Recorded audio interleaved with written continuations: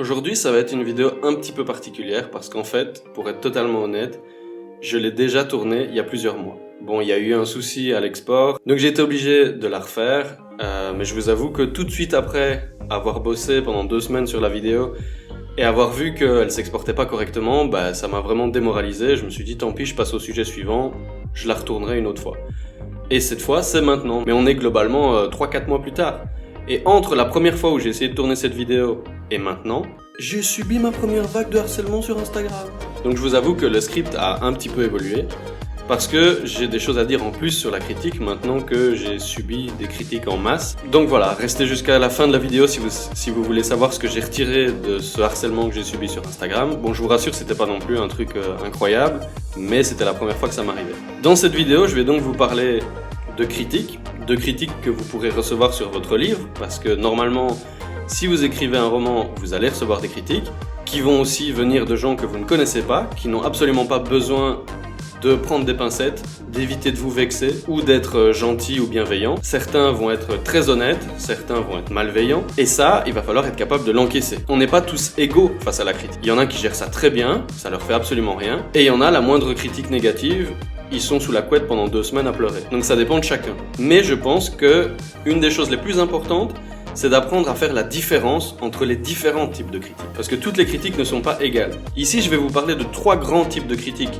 que vous pouvez recevoir et de comment moi j'ai appris à les gérer, en espérant que ça vous serve. Le premier type de critique, c'est en général le plus facile à reconnaître, c'est la critique malveillante, insultante. C'est une critique qui globalement n'apporte rien. Par exemple, si quelqu'un vous dit ce roman était vraiment nul, j'ai pas aimé, vous n'avez rien appris, vous ne savez même pas pourquoi elle a trouvé le bouquin mauvais, et en plus, elle l'a dit vraiment de manière méchante, quoi. Ça arrivera, des critiques malveillantes, on en reçoit tous un jour ou l'autre. Il y en a qui sont vraiment insultantes, mais en général elles sont faciles à reconnaître parce qu'elles n'apportent rien. En fait, vous avez tout à fait le droit, vous en tant que lecteur, de ne pas aimer un livre, mais il y a plein de manières de dire que vous n'avez pas aimé un livre. Si votre critique c'est de dire ce livre c'était vraiment de la merde, on est d'accord que c'est une critique qui sert à rien. Et même pour quelqu'un qui aurait envie de lire le livre et qui voit votre critique, ça lui sert à rien parce qu'il sait pas pourquoi vous pensez ça. Mais même si ces critiques sont faciles à reconnaître, ça fait quand même mal en fait. Il y a des gens, et tant mieux pour eux, qui sont capables de complètement ignorer ces critiques, elles leur passent au-dessus comme ça. Mais c'est pas le cas de tout le monde. Quand vous recevez une critique insultante, c'est parfois difficile à encaisser, même si vous savez que la personne raconte n'importe quoi en fait. Recevoir des critiques insultantes, malveillantes, justifiées ou non d'ailleurs, ça on en reparlera un peu après, ça peut vous faire quelque chose. Et si elles s'accumulent, ou s'il y en a 2 ou 3 très rapprochés dans le temps, ça peut faire un effet tunnel, c'est-à-dire que vous avez 20 critiques positives, ok super, puis une critique négative, vous ne vous concentrez que sur celle-là, et vous avez l'impression qu'il n'y a que du négatif, alors que les proportions c'est 1 pour 20. Une première chose qui peut vous aider, c'est de vous poser la question, si cette personne qui vient de me laisser cette critique négative, elle me donnait son avis sur le livre d'un autre, est-ce que je lui accorderais du crédit? Est-ce que j'aurais envie de l'écouter pour savoir si je vais ou non lire ce livre? En général, la réponse sera non. Et du coup, il faut se poser la question, si vous n'accordez pas de crédit à l'avis de cette personne pour le livre de quelqu'un d'autre, pourquoi est-ce que vous accorderiez du crédit à sa critique sur votre livre? En fait, on a tendance à donner trop d'importance à l'avis des autres quand ça parle de nous, quand ça nous touche à nous. Parce qu'on a envie de se remettre en question, on se sent jugé et on accepte le jugement de tout le monde, mais en fait, la plupart des gens que vous allez croiser dans votre vie, vous ne respectez pas leur avis. Je suis sûr que vous entendez tous les jours des gens parler à la télé, des gens qui s'expriment dans les médias ou sur les réseaux sociaux, et vous vous dites mais qu'est-ce qu'ils racontent? Vous voyez que c'est des gens qui sont incapables de penser, incapables de réfléchir, et pourtant si ces personnes lisent votre roman et vont mettre une critique dessus, tout d'un coup, là il faut les écouter, il y a sûrement une part de vrai, même s'il est insultant, peut-être qu'il a raison. Non en fait, il y a plein de gens qui vont mettre des avis qui ne servent à rien, et qui ne sont pas justifiés, et qui sont purement malveillants. Donc si vous n'accordez pas d'importance à leur avis, n'en accordez pas non plus quand cet avis porte sur vous. Maintenant, c'est pas pour ça que c'est aussi facile. Je sais bien que même si je vous dis ça et que vous recevez une critique négative, c'est toujours difficile à encaisser. Surtout quand on voit qu'autour de soi, il y a des gens à qui ça ne fait rien, qui disent « Oh, c'est pas grave, une critique négative, t'en as 20 qui sont positives à côté. » Oui, mais parfois, même en sachant ça, c'est pas facile. Il faut apprendre à voir la gestion de la critique comme une compétence. On a souvent un peu cette impression qu'il y a des gens qui arrivent à gérer la critique, qui sont complètement insensibles à ça, et d'autres comme nous qui n'y arrivent pas. Mais c'est pas un interrupteur en fait, c'est pas vous l'avez pas. Pensez un peu à l'écriture quand vous avez dû apprendre à écrire des personnages. Vous ne vous êtes pas dit, il y a des gens qui arrivent à créer des personnages, moi je fais partie de ceux qui n'y arrivent pas, tant pis j'abandonne. Non, vous vous êtes dit c'est une compétence, je vais apprendre à créer des personnages. Et bien la critique, je pense que c'est comme ça qu'il faut la voir en fait. Vous allez apprendre à gérer la critique. Ça va prendre du temps, vous n'allez pas tout réussir du premier coup, vous n'allez pas être capable d'encaisser plein de critiques négatives du premier coup, ça va se travailler, ça va s'apprendre, ça fait mal, mais ça va faire de moins en moins mal, ça va être de moins en moins difficile d'ignorer ces critiques négatives. Parce que c'est ça qu'il faut faire avec ce premier type de critique. Elles ne servent à rien, à part à vous démoraliser. Les critiques malveillantes, insultantes, le but final, c'est de les ignorer. Apprendre à se concentrer sur le positif, sur ce que les gens disent de positif sur votre roman, ou sur votre travail de manière générale, c'est une compétence. Ça vient avec le temps, ça s'entraîne. Maintenant, il y a un deuxième type de critique qui est un peu plus difficile à reconnaître, un peu plus insidieux, et que j'ai envie d'appeler la critique ignorante, ou la critique basée sur l'ignorance. Il faut savoir que quand vous écrivez un livre, que vous en ayez conscience ou non, vous avez forcément des objectifs. Pour certains, ça sera d'écrire un livre super bien, qu'on a envie de lire du début à la fin sans s'arrêter. Pour d'autres, ça sera de faire une critique de la société, une dénonciation. Pour d'autres, ça sera un livre militant. Pour d'autres, ça sera un travail du style. On a chacun des objectifs différents. Et ça se respecte en fait. Chacun son objectif, chacun son ambition. Mais cet objectif va forcément amener des gens qui ne comprennent pas ce que vous essayez de faire et qui passent en fait à côté de votre ambition. Un exemple tout bête, c'est imaginez vous écrivez un thriller haletant, vraiment il n'y a aucun moment de relâchement. Vous avez plein de moments de tension, des rebondissements, beaucoup de suspense. Bref, c'est un roman qui se lit vite, qui est agréable à lire, le style est pas très personnel mais il est fluide en tout cas. Ben vous aurez forcément quelqu'un qui un jour ou l'autre va venir vous dire que moi j'aime bien quand on crée une atmosphère, j'aime bien quand le roman prend son temps, quand il y a des développements de personnages très longs sur des dizaines de pages. Moi j'aime pas quand ça bouge dans tous les sens, j'aime bien les romans plus calmes. Bon ben c'est quelqu'un qui n'est tout simplement pas sensible à votre ambition, à vos objectifs, et il n'a pas compris ce que vous essayez de faire. Du coup ce genre de critique, elle est honnête. La personne, elle pensait honnêtement trouver quelque chose en lisant votre livre, elle l'a pas trouvé, et donc elle pense que c'est un défaut. Mais c'est pas un défaut, parce qu'elle est pas en train de vous critiquer sur les bonnes bases. Donc c'est une critique un peu hors sujet, c'est une critique basée sur de l'ignorance, la personne n'a pas compris ce que vous essayez de faire. Alors ça veut pas dire qu'on peut pas critiquer ses objectifs, hein. On peut très bien vous dire oui mais c'est dommage de ne même pas travailler le style, voilà, mais simplement vous avez des objectifs en tête, ils ne regardent que vous, et c'est à ces objectifs là que vous devez être fidèle. Ça j'en reparlerai dans le troisième type de critique où on va parler d'un peu cette volonté de vouloir plaire à tout le monde. Mais pour mieux comprendre à quel point ce type de critique ignorante peut être insidieux et peut même aller loin, je vais vous raconter une petite anecdote qui m'est arrivée il y a quelques années. Quand je participais à un concours de nouvelles, certains sauront peut-être lequel, mais je vais pas citer de nom, rien du tout, parce que je veux pas de problème. Je vous pose le contexte très rapidement. C'était il y a quelques années, donc j'étais pas non plus débutant, mais j'étais quand même très ouvert à la critique. Honnêtement, moi je participais à ce concours de manière humble. J'ai été sélectionné pour la phase finale. On m'envoie un mail pour me dire voilà, vous avez été sélectionné, bravo. On propose un atelier d'écriture à Bruxelles, où un membre du jury, donc qui a sélectionné votre texte, va critiquer votre nouvelle, vous allez recevoir un retour et vous allez pouvoir retravailler ou non cette nouvelle, c'est à vous de voir si vous voulez la retravailler pour la deuxième phase, pour déterminer qui sera lauréat ou non. Donc moi, super content, je me dis oui, évidemment que j'ai envie d'y aller. Donc je monte à Bruxelles, j'habitais quand même loin de Bruxelles à l'époque. Là, j'arrive, je fais connaissance avec les autres candidats, les autres écrivains finalement. Et arrive le moment où je vais passer devant ce membre du jury qui va me dire ce qu'il a pensé de mon texte. C'était une femme. Et l'exercice fonctionne comme ça. En gros, on s'assied face à face, elle allume ma nouvelle, elle a ses notes, elle met un chronomètre, je crois de mémoire que c'était 10 minutes. Et elle va me dire ce qui va, ce qui ne va pas. Et puis une fois que les 10 minutes sont écoulées, je m'en vais. En gros, c'était ça. Et donc moi, je vous dis, j'arrive vraiment dans un état d'esprit de je vais écouter tout ce qu'elle a à me dire et essayer de m'améliorer. Et là, elle commence à me dire oui, c'est dommage, il y a quand même quelques petites fautes de conjugaison. Et là, je me dis c'est bizarre quand même parce que ce texte, bon, moi, j'ai pas trop de problèmes avec le français. J'ai fait relire mon texte par plusieurs personnes. J'ai pas eu de remarques par rapport à ça. C'est bizarre quand même qu'elle me dise qu'il y a des fautes de conjugaison. Mais je pose pas de questions parce que je me dis il y a 10 minutes. Il faut que j'emmagasine un maximum de critiques. Donc on continue, c'est pas grave. Et là, elle me dit oui, à d'autres endroits, c'est dommage, t'as oublié pas mal de négations. Là, pareil, je relève pas, mais je me dis c'est vraiment bizarre. C'est pas mon genre d'oublier des mots entiers, quoi. Bon, bref, on continue. Et alors, pour le dernier point, il faut quand même que je vous donne un petit élément sur la nouvelle que j'avais écrite. En fait, c'était une nouvelle à chute, donc il y avait un retournement de situation. Elle faisait une dizaine de pages. Et dans cette nouvelle, il y avait un changement de point de vue constant entre la première et la troisième personne. Donc il y avait une partie en je, une partie en il, ça alternait comme ça, sans forcément prévenir le lecteur. Et ce je et ce il étaient une seule et même personne. Mais c'était voulu. Et c'était pas juste un effet de manche, il y avait une volonté derrière ce changement de point de vue constant. Et ça je dois le souligner quand même, entre le je et le il, quand il y avait un changement de point de vue, à chaque fois il y avait un petit indice qui permettait de passer de l'un à l'autre de manière fluide et qui nous faisait comprendre que c'était la même personne. Et donc quand vous arriviez à la fin du texte, il y avait vraiment une accumulation d'indices qui rendait ça difficile à ne pas comprendre en fait. Et à votre avis, qu'est-ce qu'elle m'a dit? Eh ben exactement ça, qu'elle avait pas compris. Qu'en gros, elle était arrivée à la page 9 sur 10, un truc comme ça, avant de comprendre que c'était la même personne, et que du coup ça l'avait perturbée, qu'elle avait rien compris, et que c'était probablement à retravailler. Donc moi évidemment dégoûté, parce que c'était pas juste un détail dans mon texte, c'était quasiment un parti pris au départ pour arriver à créer l'effet que je voulais créer. Et du coup, si elle avait pas compris, c'était que c'était de ma faute. En fait, à l'époque, à aucun moment je me disais qu'elle pouvait se tromper. Je me disais, c'est forcément de ma faute. Après tout, c'est quelqu'un qui s'y connaît, etc.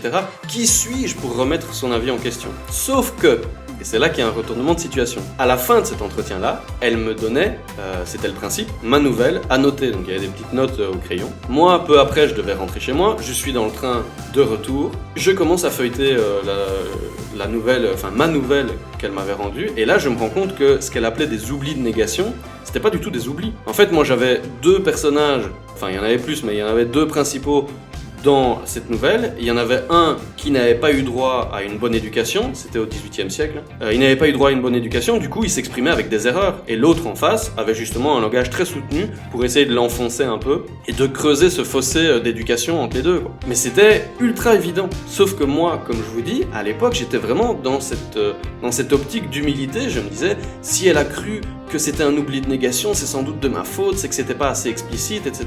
Pareil pour les fautes de conjugaison. Il y avait des endroits où il y avait des fautes de conjugaison comme il ne faudrait pas qu'ils veulent au lieu de il ne faudrait pas qu'ils veuillent. Mais c'était des fautes, encore une fois, volontaires. C'était toujours le même personnage, c'était toujours dans du dialogue et jamais ailleurs. Et elle, ça lui a pas fait tilt. Elle s'est pas dit, tiens, c'est bizarre, c'est tout le temps avec le même personnage. Ah, ça doit être que... Non. Mais bref, je rentre, je suis un peu dégoûté, mais bon voilà, c'est le jeu. Et puis se passent plusieurs semaines. Je fais petit à petit lire cette nouvelle à d'autres personnes qui ne l'avaient pas encore lue. Et là, je leur demande en fait, après, tiens, est-ce que t'as eu un problème avec des oublis de négation? Est-ce que t'as eu un problème avec de la grammaire, de la conjugaison? Est-ce que t'as compris que le je et le il étaient une seule et même personne? Les retours sont à chaque fois les mêmes. Ben non, j'ai compris que les manques de négation c'était fait exprès. Non, j'ai compris que les fautes de grammaire, c'était le personnage qui était comme ça. Non, j'ai très bien compris que je et il c'était la même personne, je l'ai compris à la page 2.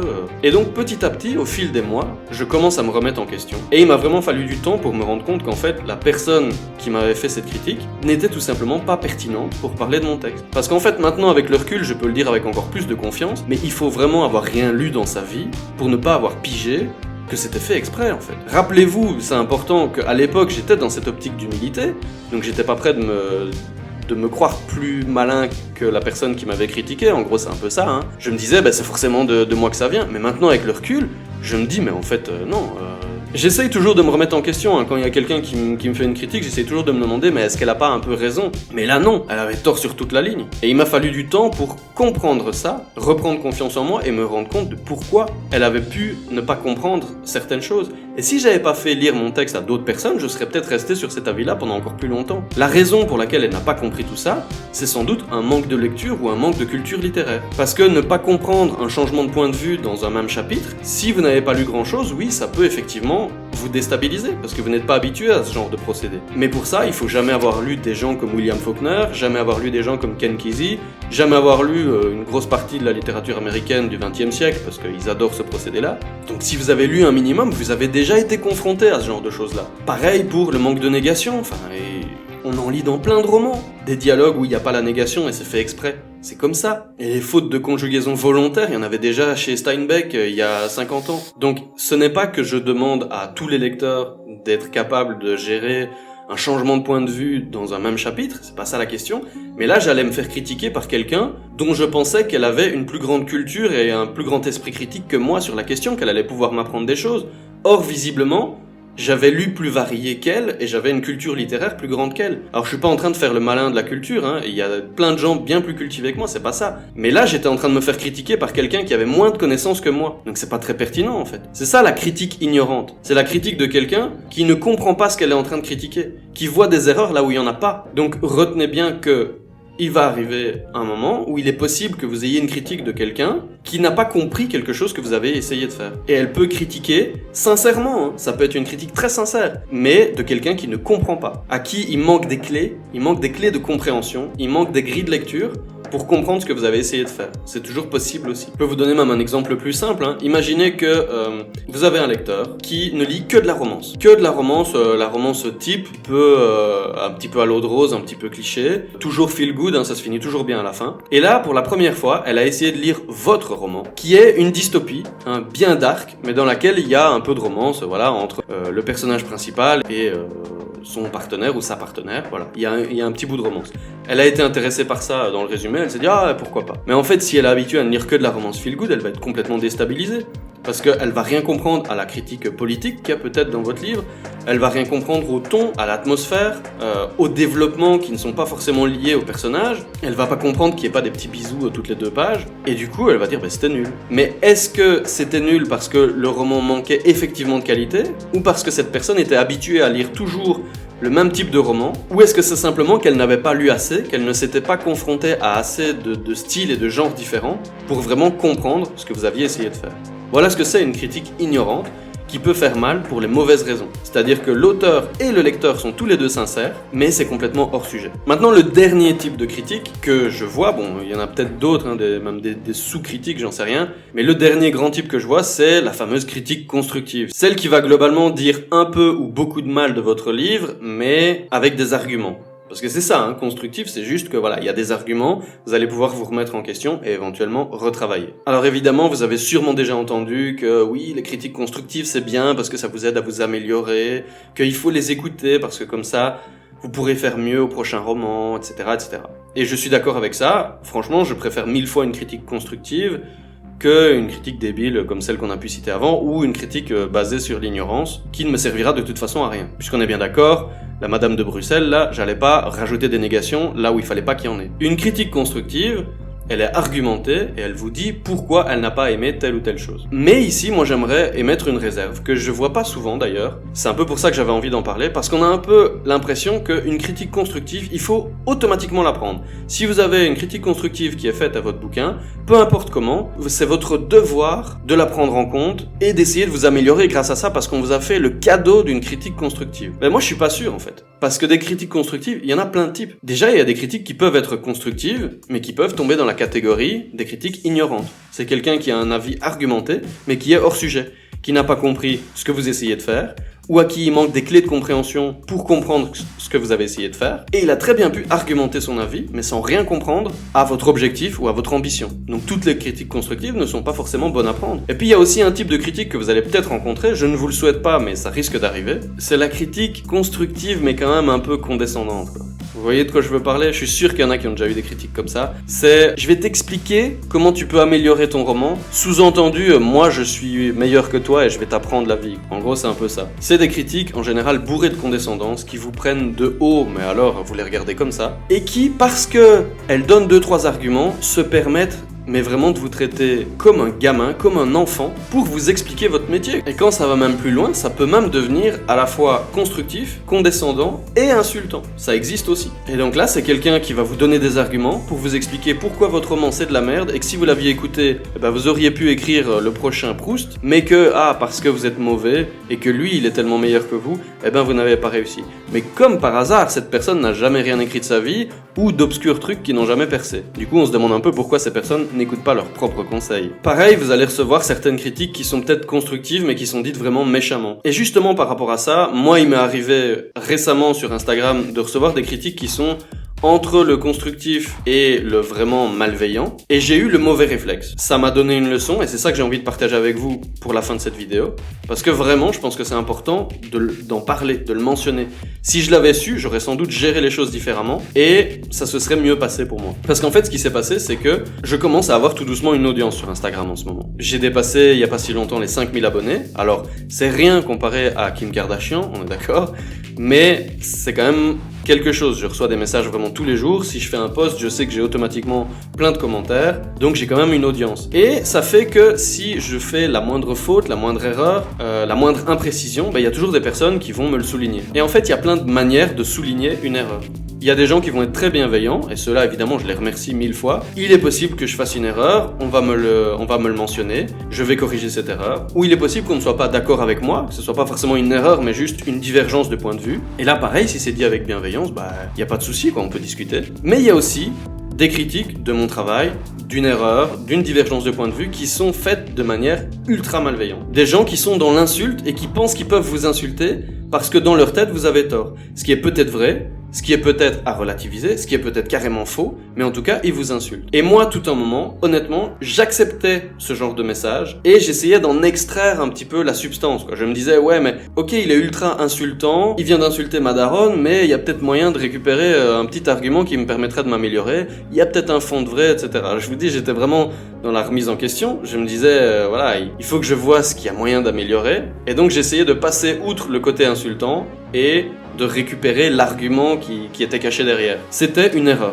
Clairement, je ne vous conseillerais pas de faire ça. Parce qu'il y a aussi un aspect à prendre en compte dans tout ça, dans tout cet aspect de la critique, et dont on ne parle pas forcément, c'est tout simplement votre santé mentale. Votre propre santé mentale, elle est importante parce que si vous avez le moral à zéro, si vous êtes complètement découragé ou si vous vous dépréciez en permanence, vous n'allez pas écrire. Ou ce que vous allez écrire va peut-être être mauvais. Donc, en tant qu'auteur, vous allez devoir essayer au maximum de protéger votre santé mentale. C'est votre responsabilité à vous. Et cette responsabilité passe aussi, si vous êtes notamment sur les réseaux sociaux, parce que par exemple sur Amazon c'est pas possible, on peut pas supprimer un commentaire, mais si vous êtes sur des réseaux sociaux pour promouvoir votre activité d'auteur, c'est aussi votre responsabilité de gérer les commentaires négatifs. Et si je peux vous donner un conseil, c'est de ne pas chercher absolument à trouver ce qu'il peut y avoir d'intéressant ou de bon dans tous les commentaires. S'il y a des commentaires malveillants, ma politique à moi, c'est tant pis s'il y avait quelque chose à en retirer. Si la personne n'a pas eu le respect nécessaire pour me parler correctement d'égal à égal, ça dégage. C'est aussi simple que ça. Alors ça paraît peut-être violent si vous débutez sur les réseaux, et je comprends, et honnêtement quand j'avais 500 abonnés, c'était ça ma politique.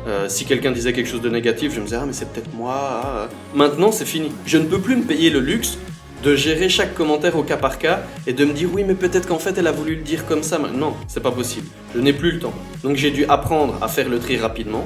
Et maintenant quand il y a quelqu'un qui commence sa phrase par quelque chose d'insultant, tant pis s'il a un bon argument 2 paragraphes plus loin, ça dégage et c'est bloqué. C'est important. Ça ne veut pas dire évidemment que je refuse la contradiction ou que je refuse qu'on me dise du mal de ce que je fais. C'est pas du tout l'idée. Simplement il y a une manière de le dire. On peut dire les choses de manière bienveillante.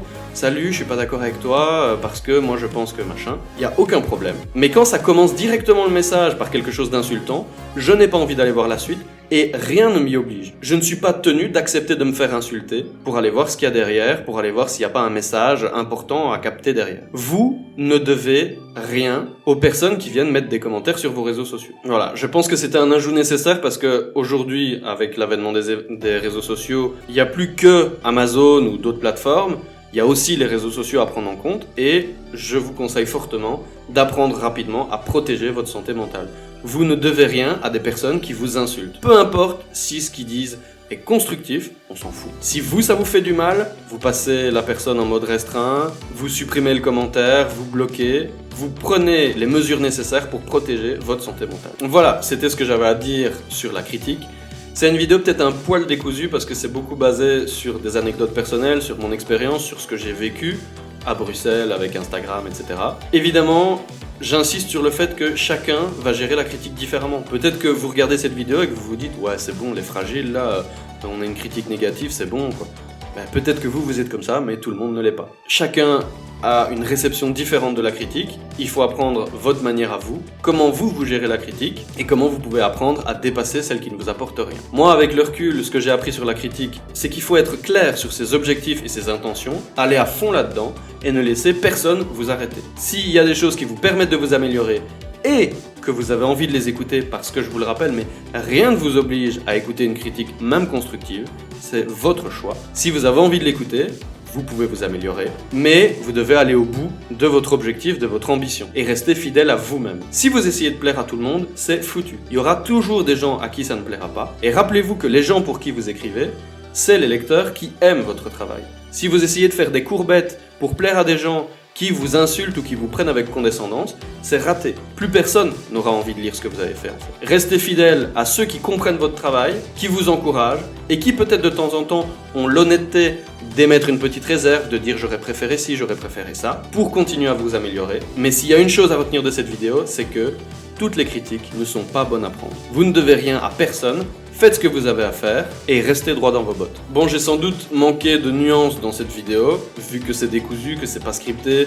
Du coup, j'ai sûrement oublié quelque chose. Il y a probablement quelque chose que j'ai mal dit, qui va être mal compris.